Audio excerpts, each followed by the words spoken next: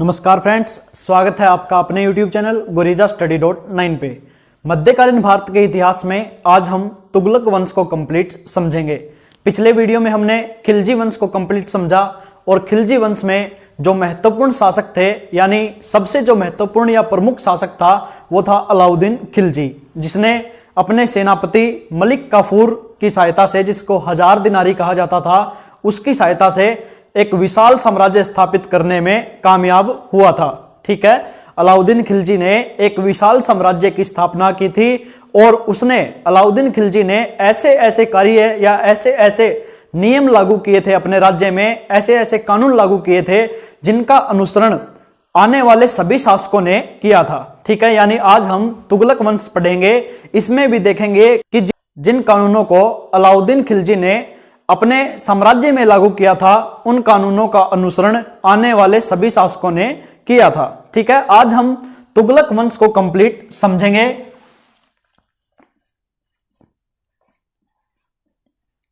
तुगलक वंश चलेगा 1320 से 1398।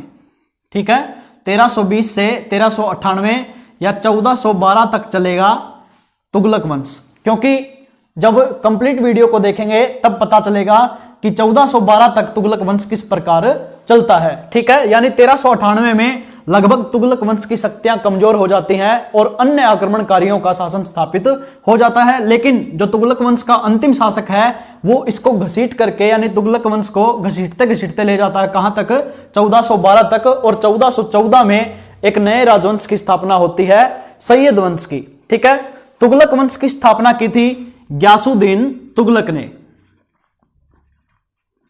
ग्यासुद्दीन तुगलक वंश का संस्थापक कौन? ग्यासुद्दीन तुगलक। इनका जो पहले नाम था, यानी ग्यासुद्दीन तुगलक से पहले नाम क्या था? गाजी मलिक। अब हम समझते हैं कि तुगलक वंश की स्थापना किस प्रकार हुई। अलाउद्दीन के बाद, यानी खिलजी वंश का जो प्रमुख शासक था अलाउद्दीन खिलजी, उसके बाद आने वाले जितने भी उसके उत्तराधिकारी हुए वो कमजोर साबित हुए। ठीक है, और खिलजी वंश के अंतिम शासक खुसरो खां की हत्या कर देता है कौन? गाजी मलिक। और गाजी मलिक ने ग्यासुद्दीन तुगलक के नाम से एक नए वंश की स्थापना की, दिल्ली के सिंहासन पर तुगलक वंश की। ठीक है, ये गाजी मलिक 1320 में तुगलक वंश की स्थापना करके दिल्ली की सिंहासन को संभालता है। ठीक है, दिल्ली की गद्दी पर बैठता है ग्यासुद्दीन तुगलक 1320 में, खिलजी वंश के अंतिम शासक खुसरो खां की हत्या करके। ठीक है, अब हम देखते हैं तुगलक वंश में कौन कौन से शासक प्रमुख होंगे जिन्हें हम पढ़ेंगे। ठीक है, जो ग्यासुद्दीन तुगलक है इसका शासन चलेगा 1320 से 1325। ठीक है, बिल्कुल छोटा शासनकाल, यानी केवल 5 वर्ष शासन करेगा कौन? ग्यासुद्दीन तुगलक। इसके बाद तुगलक वंश में एक अन्य महत्वपूर्ण, यानी इनका बेटा ग्यासुद्दीन तुगलक का उत्तराधिकारी बनेगा कौन? मुहम्मद बिन तुगलक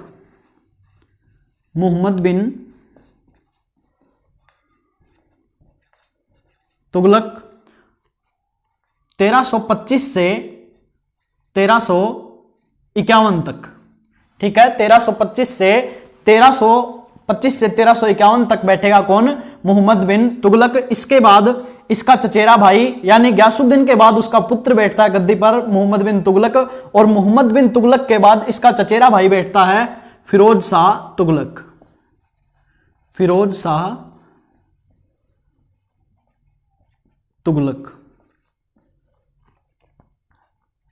1351 से 1388 तक। ठीक है, 1351 से 1388 तक। और इस वंश का फिर इसके बाद जो फिरोज शाह तुगलक के बाद हम सीधा तुगलक वंश के अंतिम शासक को पढ़ेंगे, नसीरुद्दीन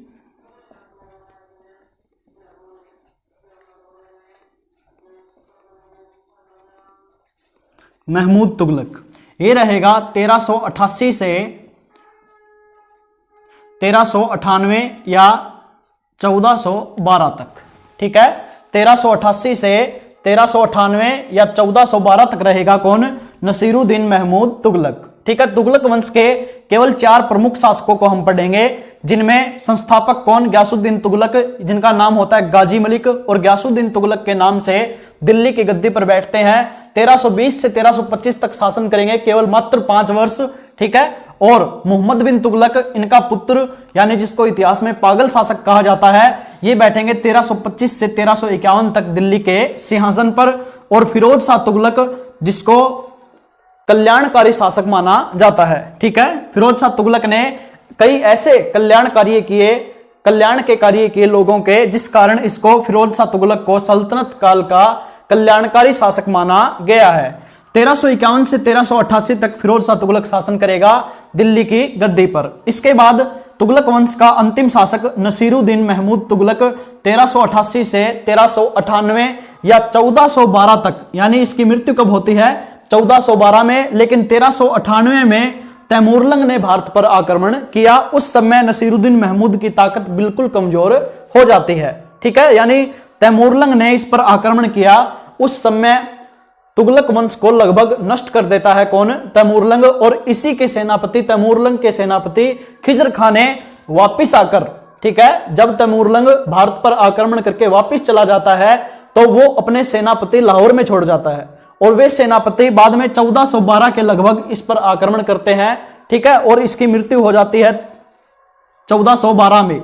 और 1414 में तैमूरलंग के सेनापति भारत पर सैयद वंश की, यानी दिल्ली की गद्दी पर सैयद वंश की नींव डालते हैं। तो तुगलक वंश जो है ये 1320 से 1398 या 1412 तक माना गया है।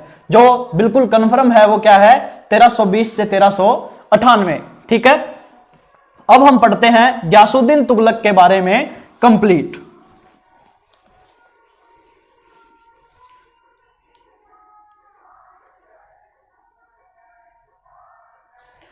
ग्यासुद्दीन तुगलक का जो वास्तविक नाम होता है वो क्या होता है, गाजी मलिक। गाजी मलिक, इसने खिलजी वंश के अंतिम शासक खुसरो खां को मारकर दिल्ली की गद्दी पर तुगलक वंश की नींव डाली। और ग्यासुद्दीन तुगलक के नाम से ये दिल्ली की गद्दी पर बैठा और इसने शासन किया 1320 से 1325 तक, मात्र 5 वर्ष, ठीक है। इस शासनकाल में, यानी 5 वर्ष के शासनकाल में, इसने मंगोलों से कई बार टक्कर ली, ठीक है। जिस प्रकार अलाउद्दीन खिलजी ने अपने शासनकाल में मंगोलों के 6 आक्रमणों को दबाया था, उसी प्रकार ग्यासुद्दीन तुगलक ने 29 बार, लगभग 29 बार मंगोलों से युद्ध किया था, ठीक है। 29 बार मंगोलों के आक्रमण को दबाया था किसने, ग्यासुद्दीन तुगलक ने, ठीक है। और इसने जब 29 बार मंगोलों के आक्रमण को दबाया या मंगोलों को खदेड़ दिया अपने साम्राज्य से, तो इसने एक उपाधि धारण की,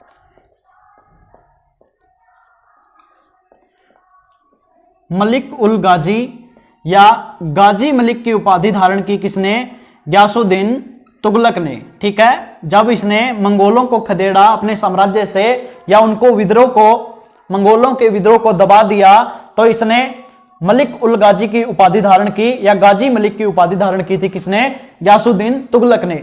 अब देखिए, जिस प्रकार अलाउद्दीन खिलजी, जो खिलजी वंश का शासक था, उसने अपने साम्राज्य में स्थायी सेना की शुरुआत की थी, ठीक है। इतिहास में सबसे पहला स्थायी सेना रखने वाला शासक कौन था, अलाउद्दीन खिलजी, और जिसने नगद वेतन देने की शुरुआत की थी, ठीक है। उसी प्रकार जो अलाउद्दीन खिलजी की प्रथा थी, सैनिकों का हुलिया लिखने और स्थायी सेना रखने की जो प्रथा थी, उसी का अनुसरण किया किसने, ग्यासुद्दीन तुगलक ने, ठीक है। जो अलाउद्दीन खिलजी की हुलिया लिखने की, यानी सैनिकों का जो हुलिया लिखा जाता था और सैनिकों को स्थायी रूप से रखा जाता साम्राज्य में, उसी प्रकार ग्यासुद्दीन तुगलक ने भी अलाउद्दीन खिलजी की इस प्रथा का अनुसरण किया और सैनिकों की स्थायी सेना अपने साम्राज्य में रखी थी, ठीक है। ग्यासुद्दीन तुगलक ने मंगोलों के 29 बार के आक्रमण को दबाया था और ग्यासुद्दीन तुगलक ने सबसे पहले कृत्रिम सिंचाई की शुरुआत की थी, ठीक है।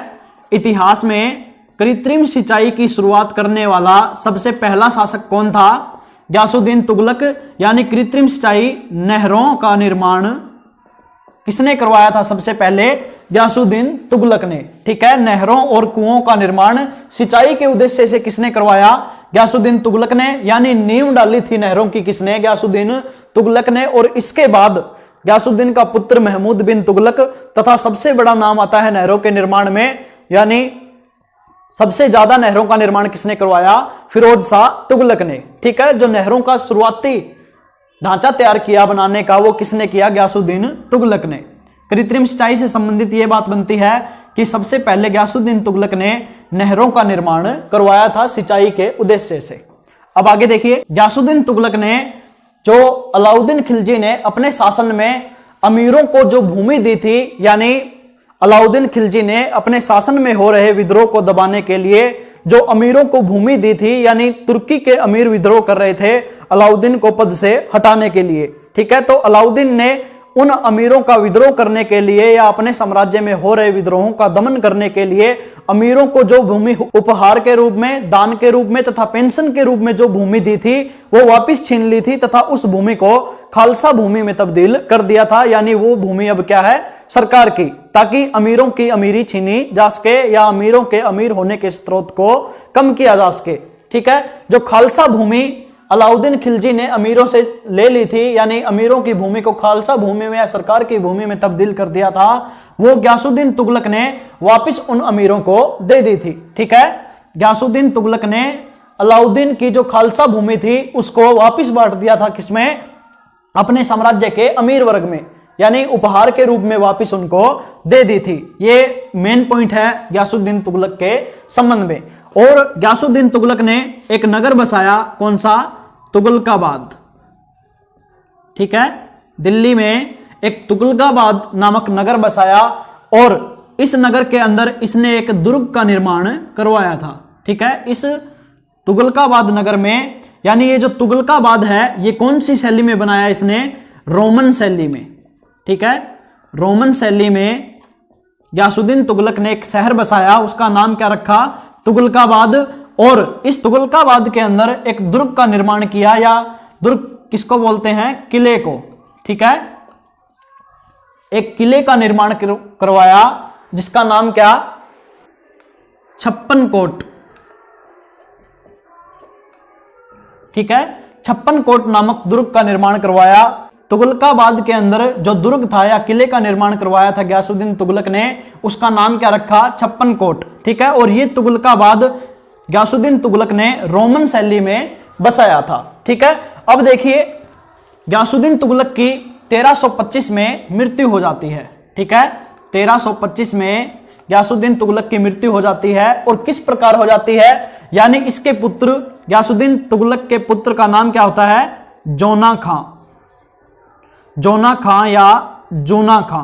ठीक है, एक ही नाम है, जूना खां या जोना खां। इसके पुत्र का नाम होता है जो बाद में मोहम्मद बिन तुगलक के नाम से गद्दी पर बैठेगा। ठीक है, इस जूना खां ने अपने पिता के लिए एक लकड़ी का महल बनवाया था। ठीक है, एक लकड़ी का महल बनवाया। इस लकड़ी के महल को जोना खां ने अपने पिता को गिफ्ट किया।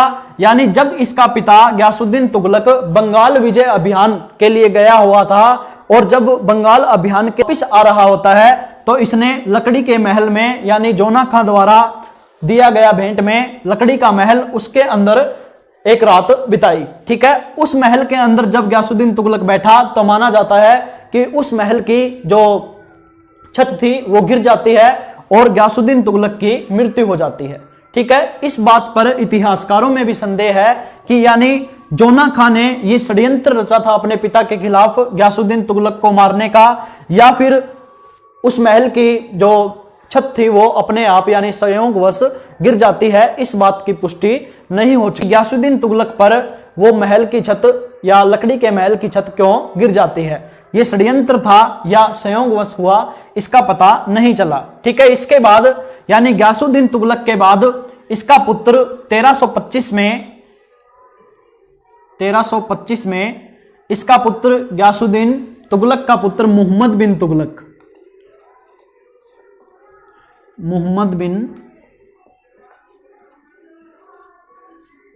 तुगलक। ठीक है, यानी जोना खां या जूना खां ने मोहम्मद बिन तुगलक के नाम से 1325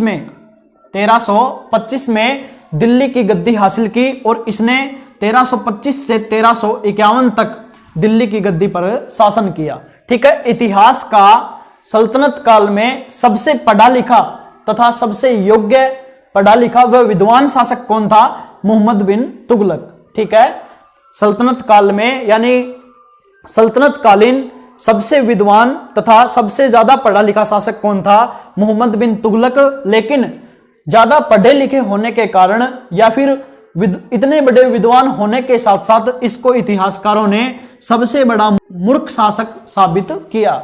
ठीक है, मोहम्मद बिन तुगलक विद्वान होने के साथ साथ इतिहासकारों ने इसको सबसे बड़ा मूर्ख भी बताया, क्योंकि इसने अपने साम्राज्य में कई ऐसी योजनाएं लागू की जो इसके बनाने के बिल्कुल विपरीत साबित हुई और उन योजनाओं के यानी महमूद बिन तुगलक की योजनाओं के असफल होने के कारण इसको मोहम्मद बिन तुगलक को मूर्ख या संकी शासक माना जाता है। ठीक है, अब हम देखते हैं महमूद बिन तुगलक के बारे में कंप्लीट। महमूद बिन तुगलक जिनका वास्तविक नाम क्या था? जोना खां, और इनके पिता गयासुद्दीन तुगलक जिनका वास्तविक नाम क्या था? गाजी मलिक। ठीक है, जिस प्रकार गाजी मलिक गयासुद्दीन तुगलक के नाम से गद्दी पर बैठा, उसी प्रकार मोहम्मद बिन तुगलक यानी जोना खां मोहम्मद बिन तुगलक के नाम से दिल्ली के सिंहासन पर बैठा। सबसे पहले हम ये देखते हैं कि मोहम्मद बिन तुगलक को पागल शासक क्यों कहा जाता है? पागल शासक। ठीक है, पागल, संकी या रक्त पिपासु शासक क्यों कहा जाता है? सबसे पहले जो इसका पहला अभियान था, यानी मोहम्मद बिन तुगलक ने 5 या 6 अभियान चलाए थे अपनी जिंदगी में, और उन अभियानों की असफलता के कारण इतिहासकार इसको पागल शासक की संज्ञा देते हैं। ठीक है, मोहम्मद बिन तुगलक ने पहला अभियान कौन सा चलाया? सबसे पहले इसने अपने साम्राज्य की राजधानी दिल्ली से स्थानांतरित कर दी। कहां पर? देवगिरी। ठीक है, देवगिरी में अपनी राजधानी स्थानांतरित कर दी और वहां पर यानी देवगिरी में एक नई राजधानी बसाई, दौलताबाद। ठीक है, मोहम्मद बिन तुगलक ने दिल्ली से अपनी राजधानी स्थानांतरित की देवगिरी में और नया नाम दिया दौलताबाद। ठीक है, इसने मोहम्मद बिन तुगलक ने कंप्लीट राजधानी को यानी अपनी राजधानी दिल्ली में रहने वाले लोगों से आग्रह किया कि वो सभी दिल्ली को छोड़कर नई राजधानी में आ जाएं, दौलताबाद में। ठीक है, जब दौलताबाद में इसने सभी लोगों को स्थानांतरित करना चाहा तो वहां पर ये खुद भी यानी मोहम्मद बिन तुगलक भी वहां पर नहीं बच सका और इसने वापस अपनी राजधानी बनाई। कौन सी? दिल्ली। ठीक है, राजधानी को सबसे पहले दिल्ली से कहां पर ले गया? दौलताबाद, और दौलताबाद से फिर वापस बना दिया किसको? दिल्ली को। इसका सबसे बड़ा जो पहला मूर्खता का पहला कारण साबित हुआ कौन सा? राजधानी स्थानांतरित करना। ठीक है, इसने दूसरा अभियान क्या चलाया? इसने दूसरा अभियान चलाया यानी खुरासान पर आक्रमण। खुरासान पर आक्रमण महमूद बिन तुगलक का दूसरा अभियान था। ठीक है, यह मानता था कि जो बाहरी आक्रमणकारी हैं यानी जो मध्य एशिया के लोग हैं वो बार बार हम पर आक्रमण करते हैं। ठीक है, क्यों ना हम उन पर पहले आक्रमण करें। ठीक है, जिस समय इसने ये अपनी रणनीति बनाई खुरासान पर आक्रमण करने की, उस समय मध्य एशिया क्या था? मान लो मध्य एशिया की स्थिति अच्छी नहीं थी और महमूद बिन तुगलक ने खुरासान विजय का अभियान चलाया। इसने 3,70,000 सैनिकों की एक टुकड़ी बनाई। ठीक है, 3,70,000 सैनिकों की एक फौज तैयार की और उसको यानी 1 साल बाद खुरासान विजय के लिए तैयार होने के लिए बोला। तब तक उनको प्रशिक्षण के लिए इसने 1 साल का वेतन पहले ही दे दिया। ठीक है, मोहम्मद बिन तुगलक ने 3,70,000 सैनिकों को 1 साल का वेतन पहले ही दे दिया और खुरासान विजय के लिए उनको तैयार होने को बोला। लेकिन 1 साल बाद मध्य एशिया जो आक्रमण करने की सोचता है खुरासान पर या मध्य एशिया के देशों पर, उस समय उसकी स्थिति अच्छी हो जाती है और इसका जो खुरासान पर आक्रमण या खुरासान विजय का जो अभियान होता है वो भी कैंसिल हो जाता है। ठीक है, क्योंकि इसने पहले ही 3 लाख इतनी बड़ी सेना को वेतन दे दिया था 1 साल का पहले ही। ठीक है, तो राजकोष तो खाली हो गया था, इस कारण इसकी दूसरी योजना असफल हो गई और यह भी कारण बना इसकी मूर्खता का। ठीक है, अब देखिए इसका तीसरा अभियान क्या था। महमूद बिन तुगलक का तीसरा अभियान क्या बना कि इसने जो आधुनिक कृषि है, यानी महमूद बिन तुगलक ने कहा कि एक स्थान निश्चित किया जाए जिस पर सरकार सिंचाई के साधन उपलब्ध कराएगी। ठीक है, एक स्थान सुनिश्चित किया जाए, उस पर जितना भी खर्चा लगेगा वो लगाएगी सरकार। ठीक है, वहां पर रहने वाले किसानों को, यानी जो किसान वहां पर खेती करेगा उसको बैल भी तथा सिंचाई तथा बैल सभी साधन उसको उपलब्ध कराए जाएंगे। जब ये किसान सरकार की आमदनी बढ़ा देगा तो उससे किसी भी प्रकार का टैक्स नहीं लिया जाएगा। लेकिन इसके अधिकारियों ने जो जमीन सुनिश्चित की या जो भूमि का टुकड़ा सुनिश्चित किया इस योजना के लिए, वो कर दिया बंजर। ठीक है, वो अनउपजाऊ क्षेत्र था, यानी उस पर खेती नहीं हो सकती थी।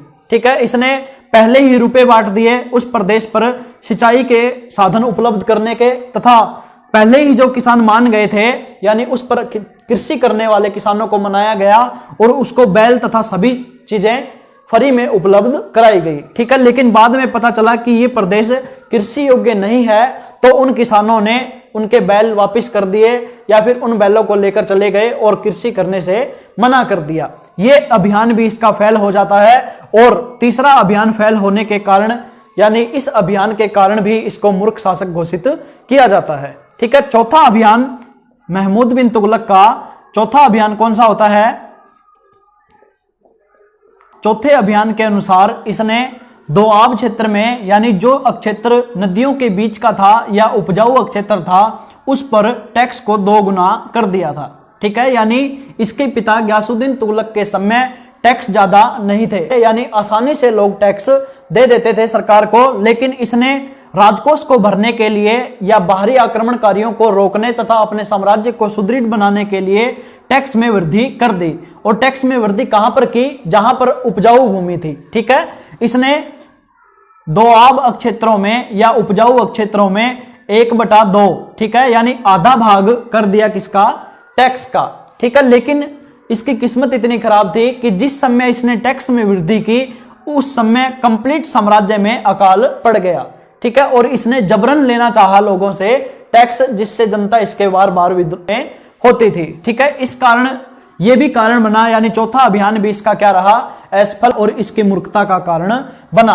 अब हम देखते हैं मोस्ट इंपोर्टेंट या सबसे जो इंपॉर्टेंट अभियान है इसका, और वो भी असफल हो जाता है, 5वां अभियान। ठीक है,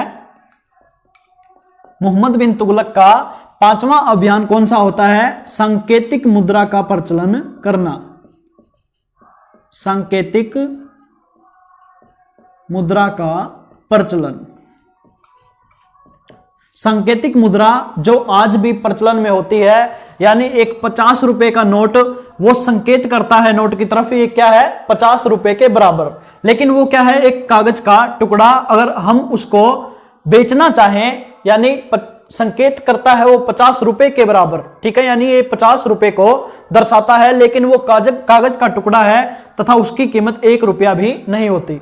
ठीक है, अगर उसको हम बेचना चाहें तो वो 1 रुपए के बराबर भी नहीं बिकेगा, लेकिन वो संकेत करता है 50 रुपए की तरफ, यानी ये 50 रुपए को ये संकेत देता है कि ये जो टुकड़ा है ये किसके बराबर है, 50 रुपए के बराबर। ठीक है, इसने सांकेतिक मुद्रा का प्रचलन किया और सांकेतिक मुद्रा में इसने कांसा तथा तांबे के सिक्कों का प्रचलन किया।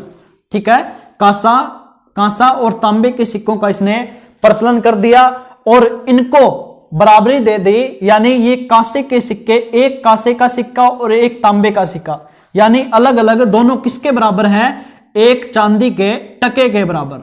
ठीक है, एक चांदी का टका किसके बराबर है, एक कांसे के सिक्के के बराबर। ठीक है, यानी चांदी की कीमत को इसने घटा दिया। इसका दुष्प्रभाव क्या हुआ कि जब जनता में ये सिक्के चले, ठीक है, यानी शुरुआत की थी इसने अपने आप से, लोगों को बांटे कांसा और तांबे के सिक्के किसके बदले, चांदी के सिक्कों के बदले। यानी इससे पहले साम्राज्य में चांदी के सिक्के चल रहे थे, इसने चांदी के सिक्कों को लोगों से ले लिया और उनको इसके बदले में क्या दे दिए, कांसे के और तांबे के सिक्के, यानी एक चांदी के सिक्के के बराबर कांसे का सिक्का।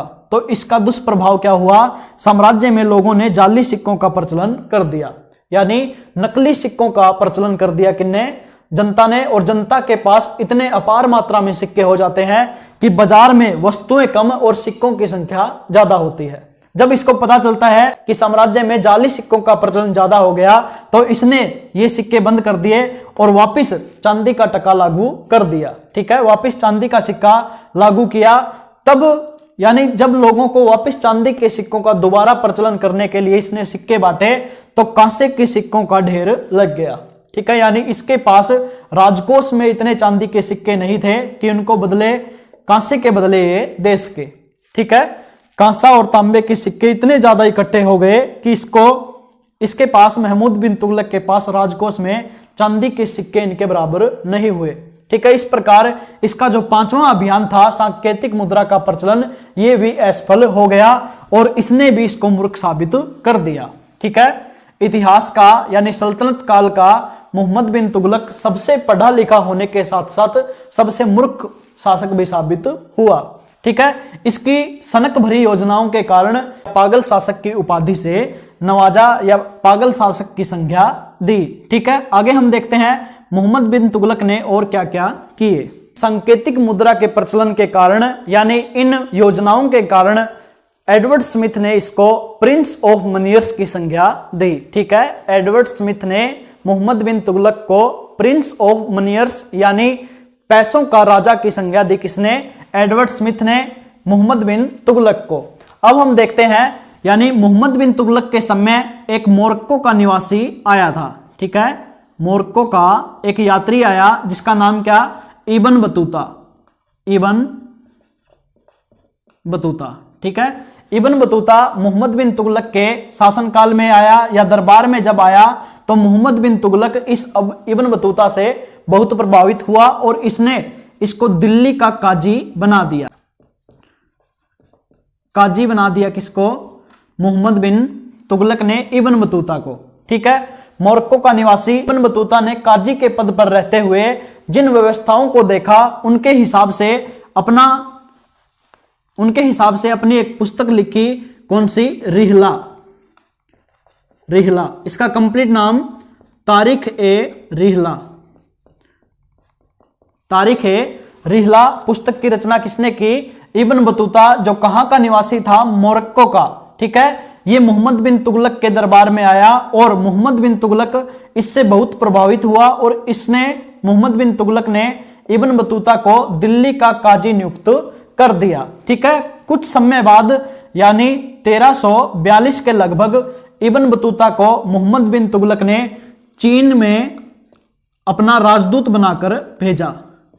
ठीक है, मोहम्मद बिन तुगलक ने 1342 में राजदूत के रूप में चीन भेजा किसको, इब्न बतूता को। ठीक है, इब्न बतूता की तारीख ए रिहला से मोहम्मद बिन तुगलक के शासन की व्यवस्थाओं का पता चलता है और दिल्ली में जिस समय मोहम्मद बिन तुगलक शासन कर रहा था उन सभी घटनाओं को रिहला में इसने संकलित किया। या रिहला का पूरा कंप्लीट नाम क्या है, तारीख ए रिहला। ठीक है, अब देखिए मोहम्मद बिन तुगलक जिस समय था इसी समय दक्षिण भारत में स्वतंत्र साम्राज्य स्थापित कर लिए, जिनमें पहला विजयनगर साम्राज्य,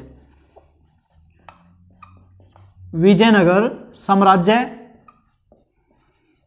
तथा दूसरा बहमनी साम्राज्य, बहमनी साम्राज्य। ठीक है, जो विजयनगर साम्राज्य है यह था हिंदू। ठीक है, हिंदू साम्राज्य तथा बहमनी साम्राज्य की स्थापना किसने की, मुस्लिमों ने। ठीक है, विजयनगर साम्राज्य की स्थापना दो भाइयों ने, हरिहर व बुक्का, हरिहर व बुक्का नामक दो भाइयों ने विजयनगर साम्राज्य की स्थापना की दक्षिण भारत में, तथा बहमनी साम्राज्य यानी महाराष्ट्र की तरफ। ठीक है, महाराष्ट्र में बहमनी साम्राज्य एक मुस्लिम व्यक्ति हसन गंगू ने बहमनी साम्राज्य की स्थापना की। ठीक है, इन दोनों साम्राज्य की स्थापना किसके समय हुई? महमूद बिन तुगलक के समय। ठीक है, जिस समय महमूद बिन तुगलक शासन कर रहा था उस समय दक्षिण भारत में दो नए साम्राज्यों की नींव रखी गई, या दो नए साम्राज्यों की उस समय दो नए स्वतंत्र साम्राज्य की स्थापना की। किसने? विजयनगर साम्राज्य की स्थापना की हरिहर व बुक्का ने, जो क्या था? हिंदू साम्राज्य, तथा बहमनी साम्राज्य जिसकी स्थापना की एक मुस्लिम ने, हसन गंगू ने। ठीक है, ये बहमनी साम्राज्य कहां पर? महाराष्ट्र में। महमूद बिन तुगलक ने अमीर ए कोही, ठीक है, अमीर ए कोही, यानी जो मोहम्मद बिन तुगलक था ये कृषि को ज्यादा बढ़ावा देता था, क्योंकि कृषि से, यानी जितनी उन्नत कृषि होगी उतनी उन्नत अवस्था में राजकोष में लगान आएगा। ठीक है, यानी कर व्यवस्था को मजबूत बनाने के लिए या किसानों से ज्यादा कर प्राप्त करने के लिए इसने कृषि में अनेक सुधार किए, जिसमें अमीर ए कोही कृषि के सुधार के लिए इसने एक नया विभाग बनाया था। ठीक है, जिसका अन्य नाम क्या था? दीवान ए कोही। दीवान ए कोही या अमीर ए कोही दोनों एक ही विभाग का नाम है। इस विभाग की स्थापना की किसने? मोहम्मद बिन तुगलक ने, कृषि व्यवस्था में सुधार करने के लिए। अब देखिए, जो मोहम्मद बिन तुगलक था यह सल्तनत कालीन पहला ऐसा शासक था जिसने सूफी संतों से ज्यादा प्रभावित था। ठीक है, मोहम्मद बिन तुगलक सल्तनत काल का पहला शासक था जो सबसे ज्यादा सूफी संतों से प्रभावित हुआ। इसने कई सूफी संतों की दरगाह बनवाई, और मोहम्मद बिन तुगलक पहला ऐसा शासक था सल्तनत कालीन जिसने ख्वाजा मोइनुद्दीन चिश्ती की दरगाह का दौरा किया। ख्वाजा मोइनुद्दीन चिश्ती, ठीक है, ये सूफी संत थे ख्वाजा मोइनुद्दीन चिश्ती, जो अजमेर में इनकी दरगाह है। ठीक है, अजमेर में इनकी दरगाह है ख्वाजा मोइनुद्दीन चिश्ती की, और मोहम्मद बिन तुगलक ने कई बार इनकी दरगाह पर दौरा किया, या कई बार दरगाह पर गए थे। कौन? मोहम्मद बिन तुगलक। और मोहम्मद बिन तुगलक ने कई सूफी संतों की दरगाह का निर्माण करवाया था, यानी कई सूफी संतों का मकबरा बनवाया था। किसने? मोहम्मद बिन तुगलक ने। 20 मार्च 1351 को मोहम्मद बिन तुगलक की मृत्यु हो जाती है। कहां पर? सिंध जाते समय। ठीक है, सिंध जाते समय, सिंध पाकिस्तान की तरफ जाते समय 20 मार्च 1351 को थट्टा के नजदीक मोहम्मद बिन तुगलक की मृत्यु हो जाती है। ठीक है, बरनी मोहम्मद बिन तुगलक तथा फिरोज शाह तुगलक दोनों के दरबार में रहा था। अब देखिए, जब 20 मार्च 1351 को मोहम्मद बिन तुगलक की मृत्यु हुई तो एक इतिहासकार बदायूनी ने एक कथन लिखा जो बार बार क्वेश्चनों में आता है। ठीक है, कई एग्जाम में ये क्वेश्चन आया है। बदायूनी इतिहासकार थे, उन्होंने मोहम्मद बिन तुगलक के संबंध में, यानी इनकी मृत्यु के संबंध में एक कथन लिखा। कौन सा? आखिर जनता को उससे तथा उसे जनता से मुक्ति मिल गई। ठीक है, यानी आखिर जनता को उससे तथा उसे जनता से मुक्ति मिल गई, यानी मोहम्मद बिन तुगलक से, यानी इसकी सनक भरी योजनाओं से जनता भी परेशान थी, और जब इसकी जो योजनाएं थी वो बार बार असफल हो रही थी तो ये भी जनता से परेशान था। ठीक है, यानी जनता भी परेशान और राजा भी परेशान। जब राजा की मौत हो गई, यानी मोहम्मद बिन तुगलक की मृत्यु हो गई 20 मार्च 1351 को, तो जनता इससे खुश हो गई मृत्यु से, यानी उनकी परेशानी की जड़ खत्म हो गई और इसकी परेशानी ही खत्म हो गई। ठीक है, इसी कारण बदायूनी ने एक कथन लिखा मोहम्मद बिन तुगलक की मृत्यु के बारे में, आखिर जनता को उससे तथा उसे जनता से मुक्ति मिल गई। ठीक है।